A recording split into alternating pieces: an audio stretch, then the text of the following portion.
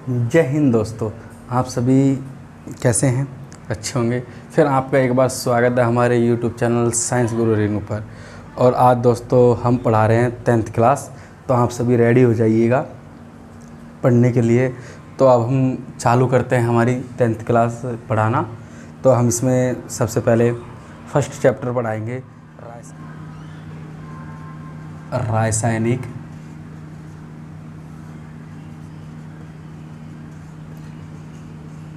अभिक्रियाएं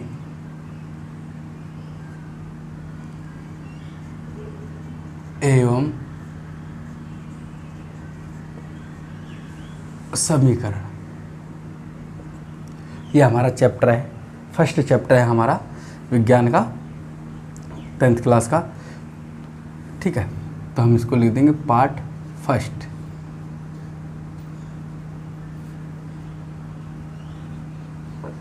part first है हमारा रासायनिक अभिक्रिया एवं समीकरण।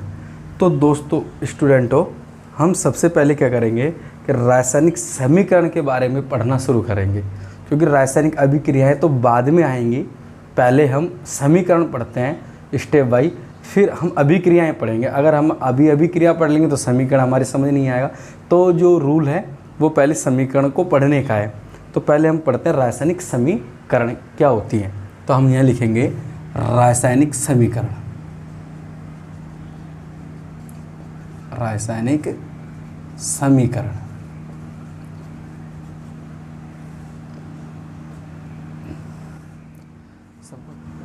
जब किसी रासायनिक अभिक्रिया में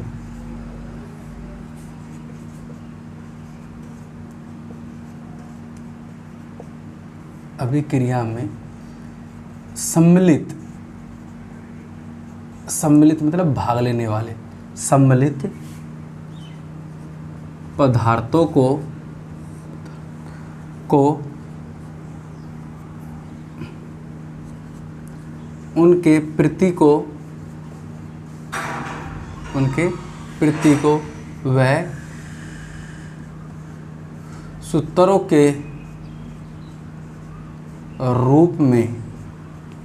के रूप में निरूपित किया जाता है। निरूपित किया जाता है, इसे रासायनिक समीकरण कहते हैं।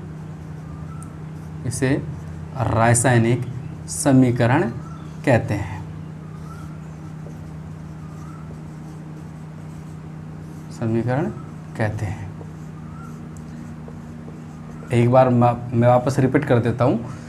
रासायनिक समीकरण जब किसी रासायनिक अभिक्रिया में सम्मिलित यानी भाग लेने वाले पदार्थों को उनके प्रतीक या सूत्रों के रूप में निरूपित या दर्शाया जाता है, तो उसे हम रासायनिक समीकरण कहते हैं। ले लेता हूँ Mg+O2 MgO, यानी ये मैग्नीशियम है हमारा, ये ऑक्सीजन है। ये क्या हो गया, मैग्नीशियम का प्रतीक है Mg, ये ऑक्सीजन है, ऑक्सीजन का प्रतीक क्या है O2। अब ये बन गए मैग्नीशियम ऑक्साइड, इसका प्रतीक क्या हो गया MgO। तो इसी को ही हम रासायनिक समीकरण कहते हैं। इसी को ही हम क्या कहते हैं, रासायनिक समीकरण। हम एक एग्जांपल और ले लेते हैं, जैसे C+O2 CO2। ये कार्बन का प्रतीक हो गया C, ये ऑक्सीजन का प्रतीक है O2 CO2, यानी कार्बन डाइऑक्साइड गैस। ये कार्बन डाइऑक्साइड का क्या है, प्रतीक है। तो यही हमारी क्या है, रासायनिक समीकरण कहलाती है। यही हमारी रासायनिक समीकरण कहलाती है। अब हम आगे चलते हैं। तो हमारी आती है हिंट एंड ट्रायल विधि। हिंट एंड ट्रायल विधि, ये केमिस्ट्री की इम्पोर्टेंट विधि है, रसायन में इम्पोर्टेंट विधि है। क्या होता है इंट्रायल एंड विधि? देखो, इंट्रायल विधि का मैं मतलब एक थोड़ा सा बेसिक वैसे ही समझा देता हूँ इसका मतलब ये होता है कि भाई जो रासायनिक जो भी समीकरण होती है, ठीक है, उनको संतुलित करना की जो प्रक्रिया है, जो प्रोसेसिंग है, वही इंट्रायल विधि कहलाती है, वही इंट्रायल विधि कहलाती है। जैसे कि मैं यहीं बात कर लेता हूँ, एक छोटा सा एग्जाम हमारे लिखा हुआ है Mg+O2 इजिकल टू MgO। तो देखो यहाँ लिख रहे हैं कि Mg के एक परमाणु है, लेकिन ऑक्सीजन की इधर 2 परमाणु हैं। ये तो है क्रियाकारक, यानी जिनको हम बोलते हैं अभिकारक, ये तो हमारे अभिकारक हो गए। अब ये है हमारे उत्पाद, जो तीर के बाद बने वो हमारे उत्पाद है। तो हम यहाँ देखते हैं कि Mg तो सही है, लेकिन O2 का एक है, लेकिन O2 के यहाँ कितने 2, तो इसका मतलब ये क्या है, ये असंतुलित समीकरण है। अब यहाँ देखते हैं C+O2, यहाँ C का एक है तो इधर भी C का एक है, इधर ऑक्सीजन के 2 हैं तो इधर भी ऑक्सीजन के 2 हैं। इसका मतलब ये हमारी बिल्कुल राइट है, संतुलित है, ठीक है। ये हमारी असंतुलित है, तो ये गलत है। तो इसको संतुलित करने की जो विधि होती है, मतलब जो रासायनिक समीकरणों को जो संतुलित करने की विधि होती है, वो हमारी हिंट एंड ट्रायल विधि कहलाती है। तो अब हम इसके बारे में समीकरणों को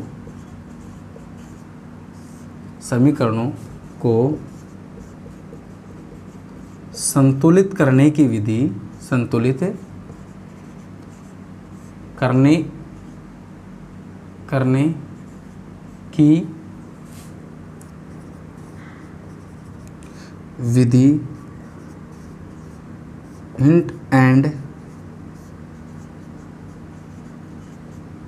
ट्रायल विधि कहलाती है।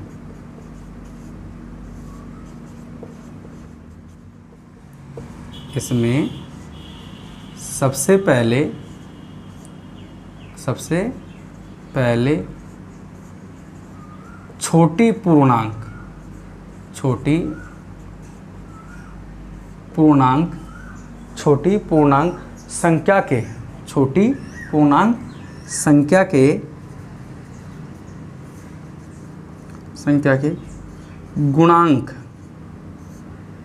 संख्या के गुणांक का उपयोग करके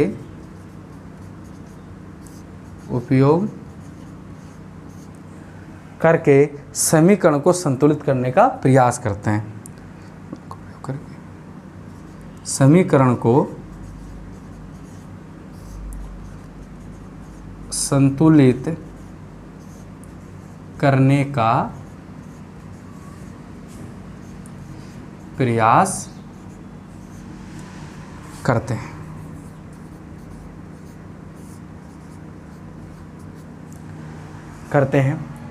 इसके 7 चरण होते हैं।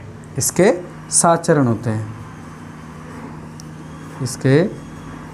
7 चरण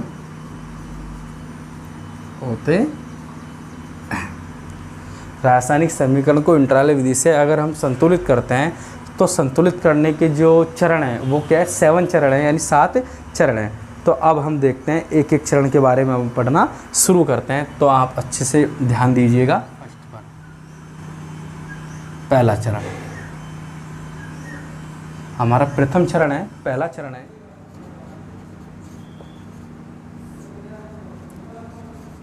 समीकरण को संतुलित करने के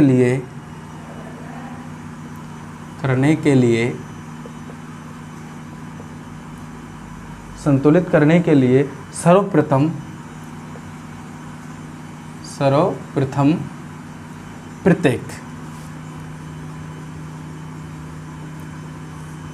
प्रत्येक फॉर्मूले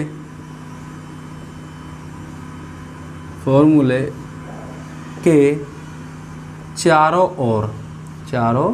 ओर बॉक्स बनाते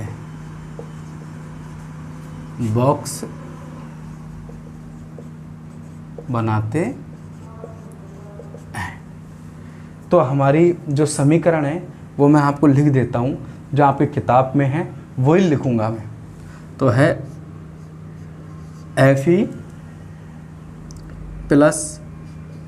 Fe+H2O is equal to Fe3O4 plus H2, ये आपकी क्या है समीकरण। तो ये कह रहा है कि सबसे पहले बॉक्स बनाना है।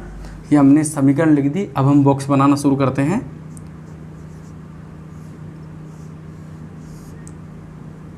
ये हमने बॉक्स बनाया,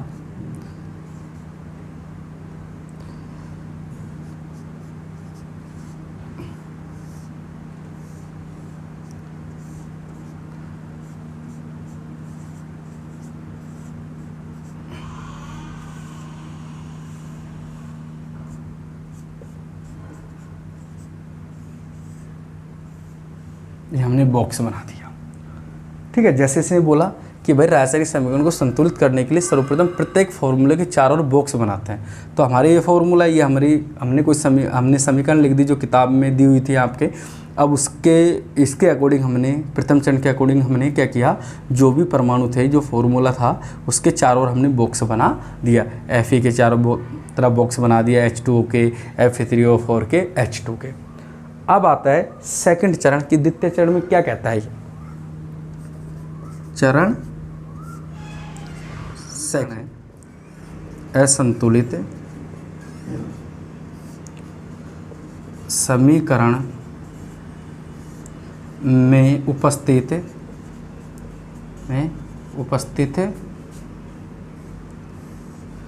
परमाणुओं की संख्या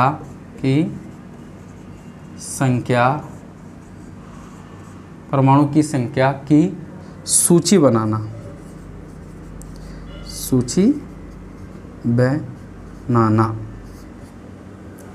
ठीक है, तो हम सूची बनाना शुरू करते हैं। तो हम सूची बनाएंगे, तो हम ऊपर वाले हिस्से को रफ कर देते हैं क्योंकि इधर दिखेगा नहीं हमें। बनाते हैं, ये हमारी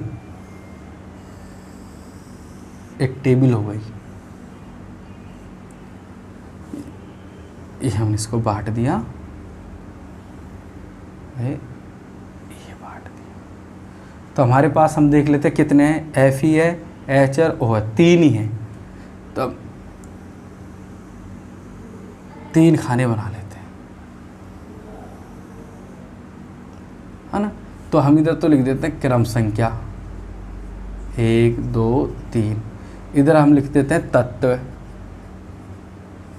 इधर हम लिख देते हैं अभिकारक, है ना।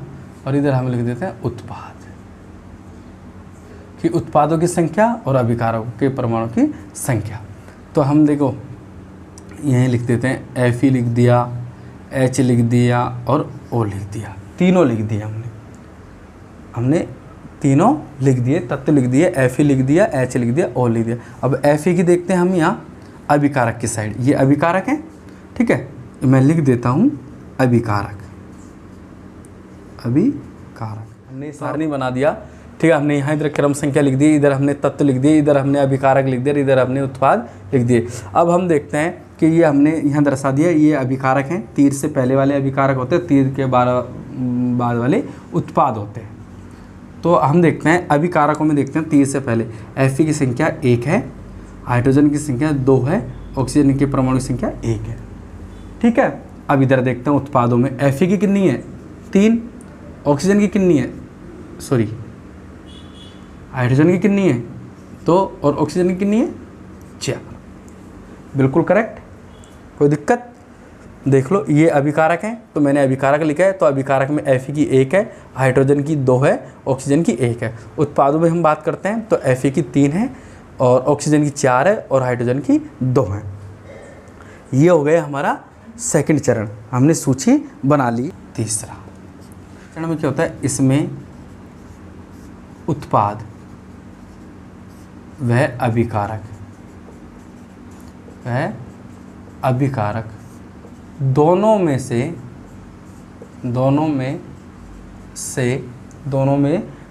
सबसे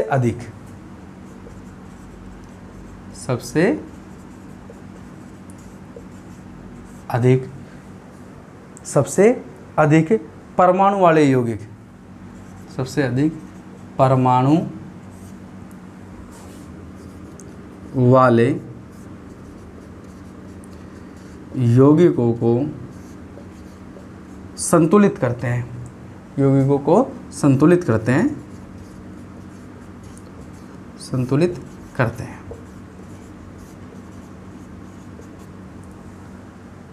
तो सबसे जिनके ज़्यादा परमाणु हम उनको संतुलित करेंगे, तो हम यहाँ लिखते हैं, हमने टेबल बना लिया ऑक्सीजन के परमाणु, ठीक है। तो सबसे पहले जिसके सबसे ज़्यादा है, इसने कहा है ना कि इसमें उत्पाद व अभिकारक दोनों में से सबसे अधिक परमाणु वाले यौगिकों को संतुलित करते हैं, इसमें सबसे ज़्यादा है उसके संतुलित करेंगे हम।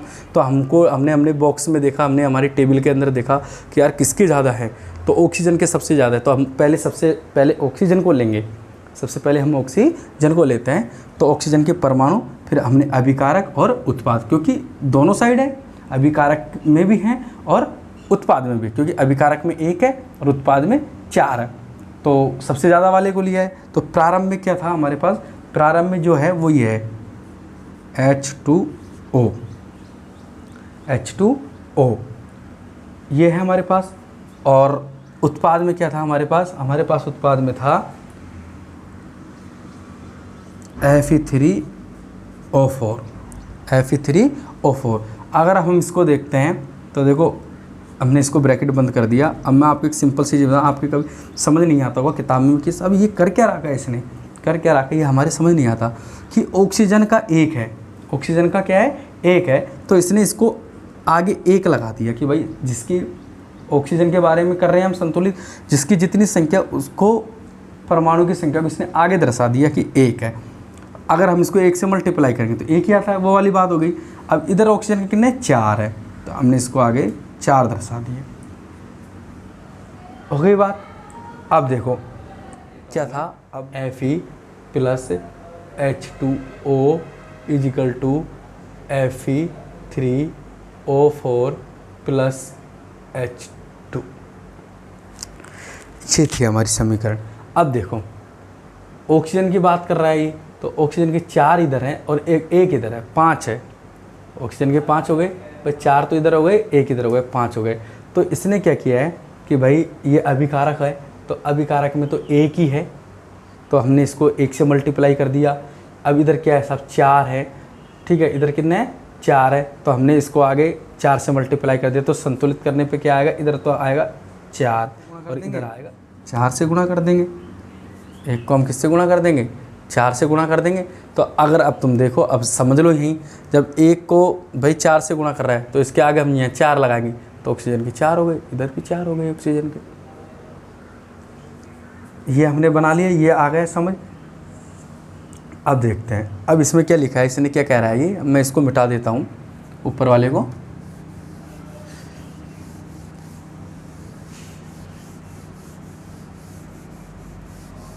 मुझे पता है थोड़ा समझने में आपको ऑनलाइन में थोड़ा रहता है दिक्कत समझने में, ऑफलाइन में बच्चा बार बार पूछ भी सकता है कि साहब ये कैसे आया, क्या हुआ। तो ऑनलाइन में क्या, एक बार जो पढ़ा दिया वो चलता रहता है, फिर बच्चे कमेंट में पूछते हैं कि सर ये कैसे हुआ, दोबारा बताइएगा। तो देखो, परमाणु की संख्या को समान करने के लिए, परमाणु की संख्या को समान करने के लिए, परमाणुओं की संख्या को समान करने के लिए, समान करने के लिए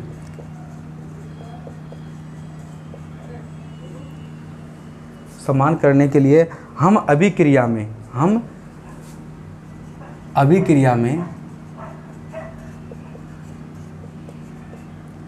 अभिक्रिया में उपस्थित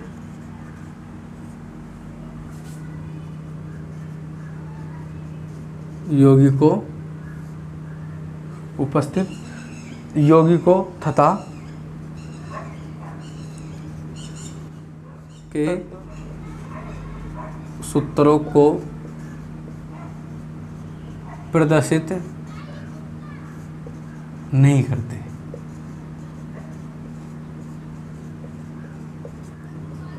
Fe वही बॉक्स बना दिया प्लस, अब हम क्या करेंगे कि यहाँ मल्टीप्लाई किया है तो इसका ये 1 को 4 से करें तो 4 आएगा, तो यहाँ लिख देंगे 4H2O, ब्रैकेट बंद, तीर का निशान, Fe3O4 प्लस H2, ब्रैकेट में बंद कर देंगे बॉक्स के अंदर।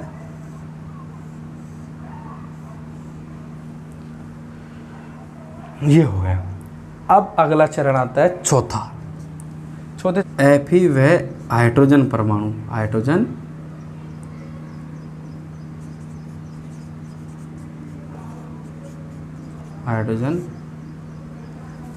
परमाणु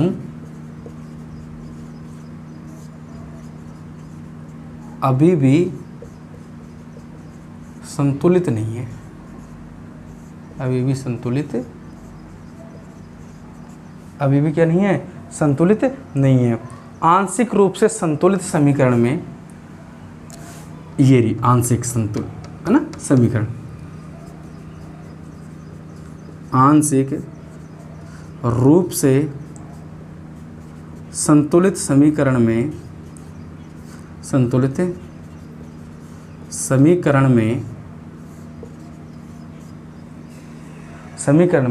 हाइड्रोजन परमाणु को संतुलित करते हैं, समीकरण में हाइड्रोजन परमाणुओं को संतुलित करते हैं, संतुलित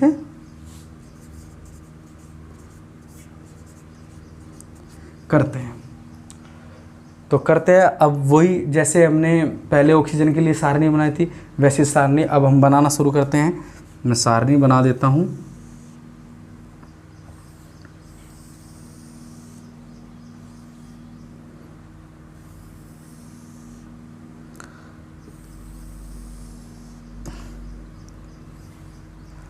ये हमने सारणी बना दी।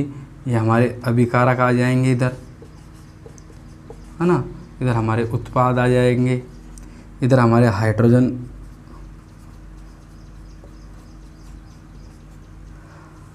के परमाणु आ जाएंगे, और इधर हमारा क्या आ जाएगा, प्रारंभ में, शुरू में थे प्रारंभ में, और संतुलित करने के बाद, संतुलित के बाद,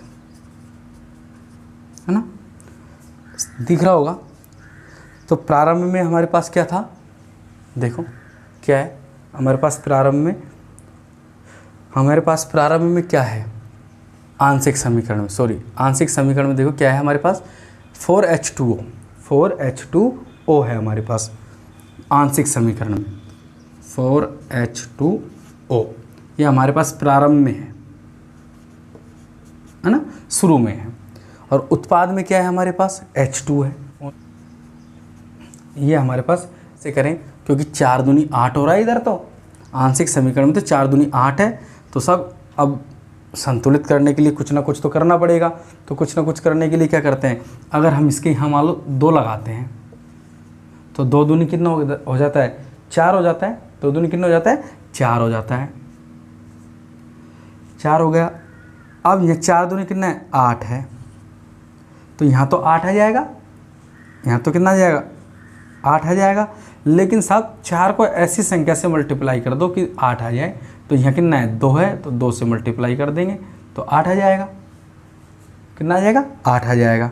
तो देखो 4 दूनी 8, तो 4 दूनी 8, तो संतुलित करने पे 8 तो ये हो गए, और 2 थे, 2 हमने लगा दी क्योंकि संतुलित करना है हमको तो संतुलित करना है, तो 2 दूनी 4, 4 हो गए। अगर मान लो 6 लगाते तो 6 दूनी 12 हो जाते, तो ऐसा नहीं बैठता, तो हमने इसको टुकड़ों में लगाया कि 2 लगा देते हैं, तो 2 दूनी 4 हो जाएगा। अगर 4 को 2 से गुना करेंगे तो कितना हो जाएगा, 8 हो जाएगा। तो अब हम यहाँ 4 लगाएंगे तो 4 दूनी 8 हो जाएगा ये भी। अब ये समीकरण आ गई समझ। तो अब हम देखते हैं समीकरण को लिखते हैं आगे। Fe प्लस क्या था, 4H2O था, 4H2O is equal to Fe3O4 plus, अब क्या आ जाएगा, 4 आएगा,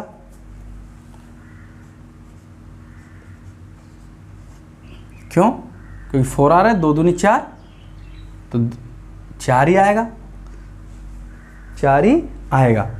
अब ब्रैकेट बना लेते हैं, ठीक है, संख्या को बाहर कर लेते हैं, क्योंकि जो संतुलित हो चुकी है उनको तो हम बाहर कर लेंगे।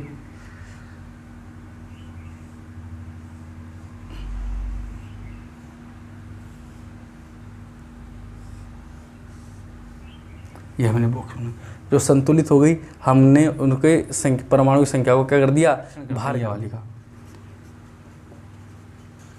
आंशिक संतुलित समीकरण, आंशिक संतुलित समीकरण को देखते हैं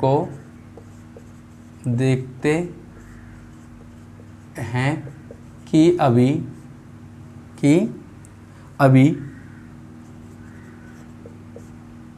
अभी Fe यौगिक, Fe परमाणु के यौगिक, परमाणु के यौगिक संतुलित नहीं है, संतुलित नहीं है, क्योंकि ऑक्सीजन का हमने सबसे पहले कर ही लिया था, उसके बाद में हमने हाइड्रोजन का कर लिया। अब बचा क्या हमारे पास, Fe बचा, तो Fe को अभी संतुलित करेंगे। ठीक है, अब Fe को संतुलित करेंगे तो अब Fe का दिख रहा है हमें, बिल्कुल इजी दिख रहा है कि इधर 3 है तो हमारी इधर भी 3 होने चाहिए, तो हम वही सारणी बना लेंगे। ठीक है, तो यौगिक संतुलित नहीं है तो इसको संतुलित करते हैं, तो Fe को संतुलित करते हैं, संतुलित करते हैं। अब देखते हैं हमारी समीकरण में क्या बदलाव आता है कि भाई जब हम इतनी देर से कर रहे हैं तो समीकरण में कुछ तो बदलाव आना चाहिए। 3Fe plus 4H2O is equal to Fe3O4 plus 4H2O, ये हमारी समीकरण है। अब हम वही कर लेते हैं, बॉक्स बना लेते हैं संख्या को छोड़ कर।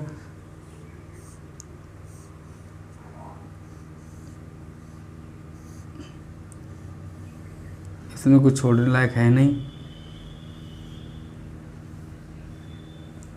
ये बना लिया, ये हो गया। देखो Fe3 हो गया, 4H2O हो गया।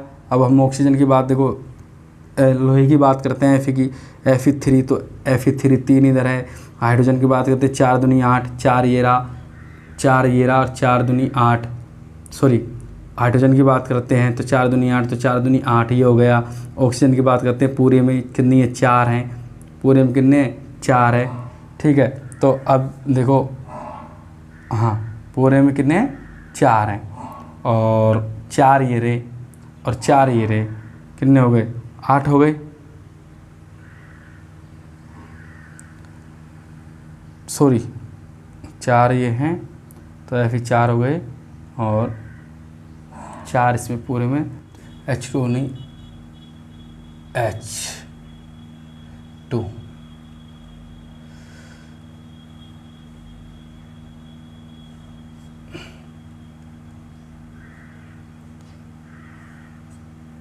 H2, ठीक है, 4 हो गए।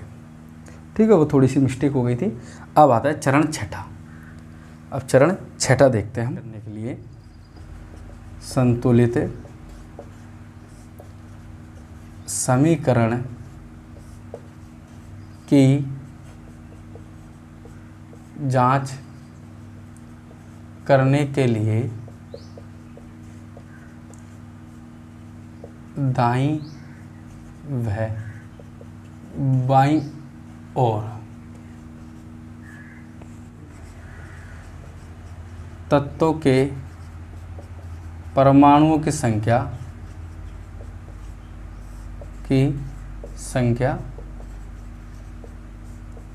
ज्ञात करते हैं, ज्ञात करते हैं। तो देखते हैं 3Fe plus 4H2O is equal to Fe3O4 plus 4H2। ये है हमारी संतुलित समीकरण। संतुलित समीकरण, ये हमारी समीकरण की हो गई, संतुलित हो गई। अब हमारा चरण आता है 7वां। सातवां चरण क्या कह रहा है? सातवां चरण कह रहा है भौतिक अवस्थाओं के बारे में, भौतिक अवस्थाओं के बारे में, तो के बारे में कोई जानकारी नहीं मिलती है। तो इस चरण में संतुलित समीकरण में भौतिक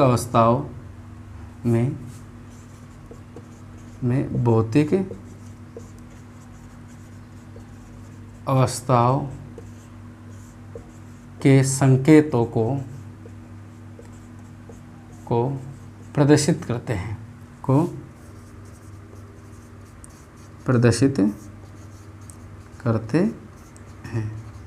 पहली होती है ठोस। ठोस को हम क्या करते हैं? एस से दर्शाते हैं। इसके बाद में आता है द्रव को हम दर्शाते हैं छोटे एल से। अब आता है गैस को हम दर्शाते हैं जी से। एक आता है जलीय विलयन,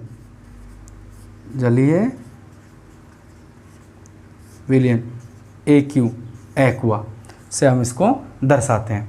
तो अब हमारी समीकरण के बारे में ये कह रहा है कि सातवें चरण में कि भाई भौतिक अवस्था के बारे में कोई जानकारी नहीं मिली, अभी तक ही नहीं मिली कि ये क्या है, ठोस में है, द्रव में है, गैस में है, लिक्विड में, कौन से अवस्था में, ठीक है। तो इसके बारे में हमें जानकारी नहीं मिली। अब सातवें चरण यही कह रहा है कि भाई भौतिक अवस्था के बारे में कोई जानकारी नहीं मिलती, लेकिन अब हम जो संतुलित जो हमारी समीकरण है उसमें हम भौतिक अवस्थाओं के जो संकेत हैं उनको हम क्या करते हैं? प्रदर्शित करते हैं कि भाई कौन कौन सी अवस्था में है, कौन कौन से फॉर्मूले में है। तो देखते हैं 3Fe plus 4H2O is equal to Fe3O4 plus 4H2। अब देखो Fe क्या है? ठोस है, ठीक है। तो हम इसके नीचे S बना देंगे। ये क्या है? लिक्विड में है तो L बना देंगे, लिक्विड अवस्था में है। 4H2 सॉरी गैसीय अवस्था में, 4H2 गैसीय अवस्था में। इसके बाद हम क्या कर देंगे? Fe3O ये हमारी सॉलिड में है, S में है, और ये हमारी किस में? गैस में, ठीक है। अब देखो अभिक्रियाओं की परिस्थिति, ये आ गया समझ कि भाई सॉलिड मतलब इस सिंबल दर्शाने से पता लग जाता है कि भाई ये ठोस है, गैस है, द्रव है, कौन से अवस्था में है हमारा जो परमाणु जो तत्व है या यौगिक है। अब आता है ये कह रहा है ये स्थिति अभिक्रियाओं की परिस्थिति जैसे ताप, दाब, उत्प्रेरक आदि के बारे में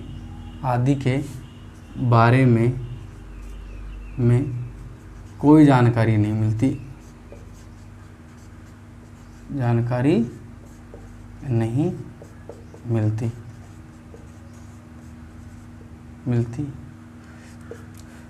ये कह रहा है अभिक्रिया की परिस्थिति जैसे कि ताप, दाब, उत्प्रेरक आदि के बारे में कोई जानकारी नहीं मिलती। समीकरण में तीर के निशान के ऊपर या नीचे की ओर लिखते हैं कि नीचे की ओर लिखते हैं या दर्शाते हैं, लिखते हैं या दर्शाते CO2 प्लस हमारा है 2H2 क्या बनेगा?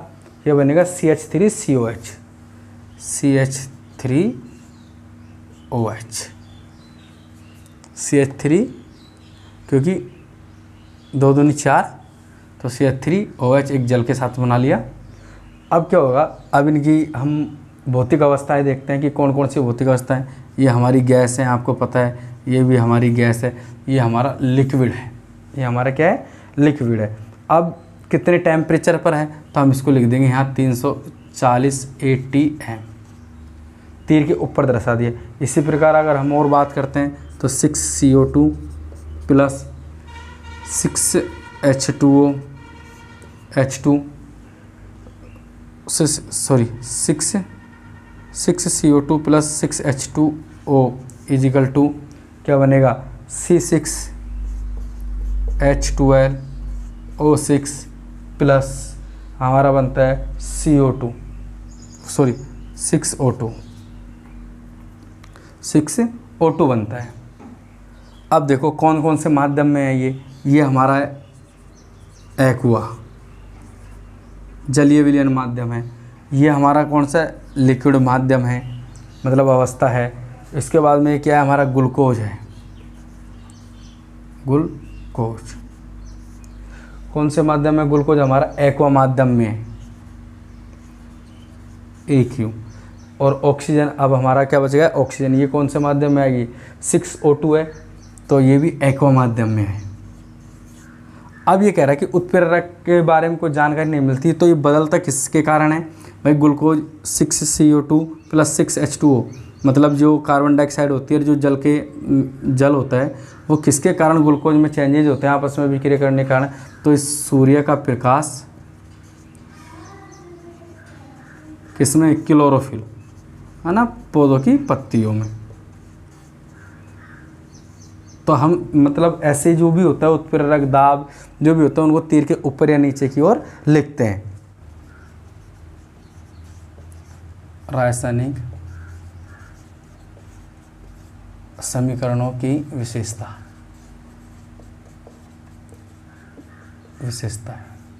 ठीक है, इनकी क्या विशेषताएं होती है। नंबर फर्स्ट क्रियाकारक और उत्पादों के क्रियाकारक यानी अभिकारक, क्रियाकारक या अभिकारक वह उत्पाद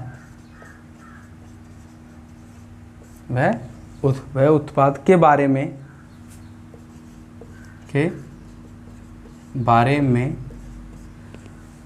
संपूर्ण जानकारी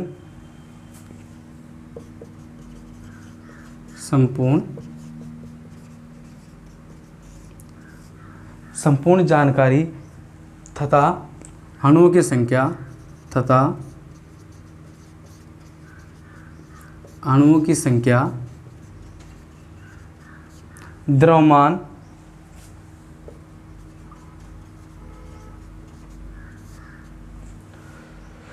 आदि मिलती है, द्रव्यमान आदि मिलती है।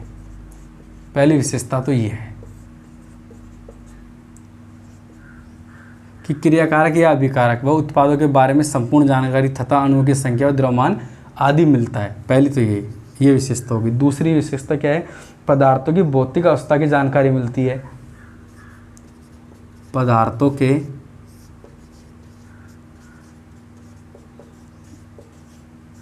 के भौतिक अवस्था की जानकारी मिलती है। तीसरा है कि समीकरण से स्पष्ट हो जाता है, समीकरण से स्पष्ट हो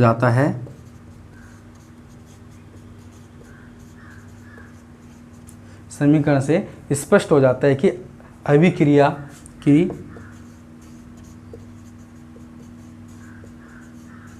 अभिक्रिया ऊष्मा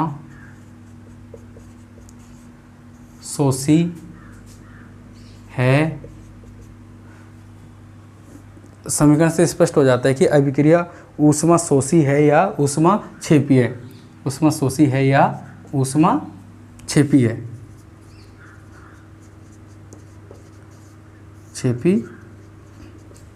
है। चौथा है अभिक्रिया की परिस्थिति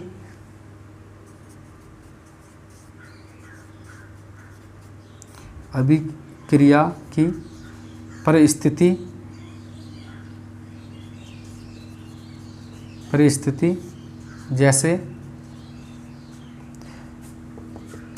ताप, दाब, उत्प्रेरक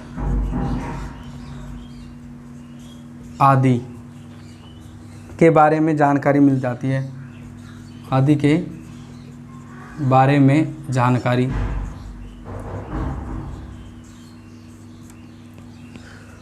और पांचवा है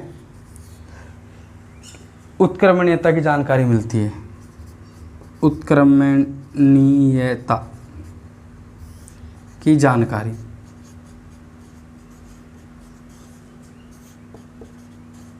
मिलती है। ठीक है, तो दोस्तों ये हमारे रासायनिक समीकरण की विशेषताएं हो गई। अब दोस्तों अब हम अगला जो टॉपिक है वो नेक्स्ट वीडियो में पढ़ाएंगे। तो अब हम चलते हैं। तो आप हमारे चैनल को लाइक कीजिए, शेयर कीजिए और सब्सक्राइब करना ना भूलिए। Thank you.